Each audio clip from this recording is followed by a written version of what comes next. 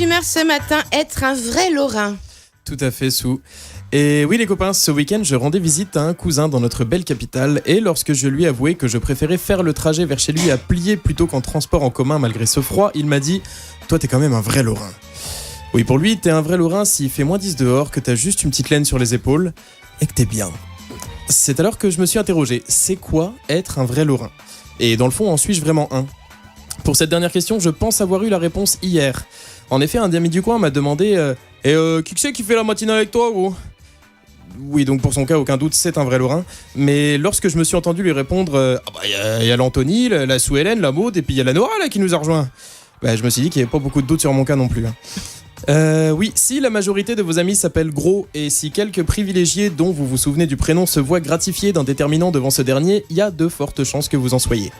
N'empêche, c'est hyper pratique. Moi qui oublie toujours le prénom des gens, fini le malaise du fameux « Ah, comment vas-tu toi ?» Ouais, c'est pas hyper discret. Alors que là, fini l'embarras.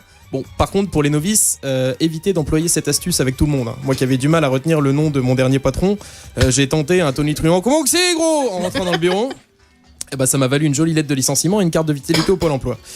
Mais revenons à nos moutons. Comment définir ce qu'est un vrai Lorrain ?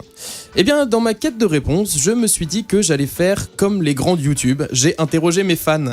Donc je suis allé voir mes parents. Un père Lorrain, une mère toulonnaise, c'était les cobayes parfaits. Quand j'ai posé la question à mon père, il m'a dit je sais pas, faudrait demander à l'autre ouin là, c'est celui qui se pète leur chauffe dès qu'il tombe une chawée. Donc visiblement pour lui l'argument clé c'est l'accent. Et du côté de ma mère, la réponse était plus directe. Un Lorrain, c'est un gars qui essaye pas d'être enculé à la moindre occasion. Alors je sais pas si le message s'adressait plus aux Lorrains qu'aux sudistes, mais en tout cas il est passé. Enfin bref, j'ai poursuivi ma quête de réponse et j'ai trouvé d'autres arguments. Déjà, les Lorrains sont très famille. Trop famille même d'ailleurs, hein. Comme le dit si bien Oldelaf, ici on est cousins de père en fils. Pour les fans de Game of Thrones, on est un peu les Lannister du Grand Est, mais sans le pognon qui va avec. Il faut également savoir qu'un vrai Lorrain fête la Saint-Nicolas. Donc, selon la légende, Saint-Nicolas aurait sauvé 3 enfants kidnappés par un boucher qui souhaitait les tuer et en faire des petits salés. Toujours aussi jovial ces chroniques. Aujourd'hui, il faut dire que cette fête est surtout un bon prétexte pour les Lorrains de s'enfiler un pain d'épices sans trop de scrupules en attendant les fêtes de Noël. Quoique, si on s'en réfère aux faits divers du 88, on se rend compte que la légende de Saint-Nicolas est respectée avec beaucoup plus de fidélité dans les Vosges. Grégory, si tu m'entends. Et puis, il faut savoir que la Lorraine a vécu la guerre de près. D'ailleurs, si vous avez fait allemand LV1 au collège, aucun doute, vos parents sont des vrais Lorrains. Reste à savoir si pour eux, c'est un élan de nostalgie ou une stratégie d'infiltration. Voilà. Pétain, De Gaulle, faites vos jeux. Et j'aimerais conclure ce billet d'humeur sur quelques vers de ma composition.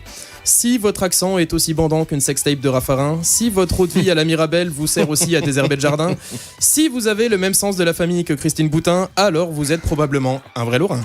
Moi, je crois que je suis pas une vraie Lorraine. Bravo. Le Thomas. Et merci. Le Thomas.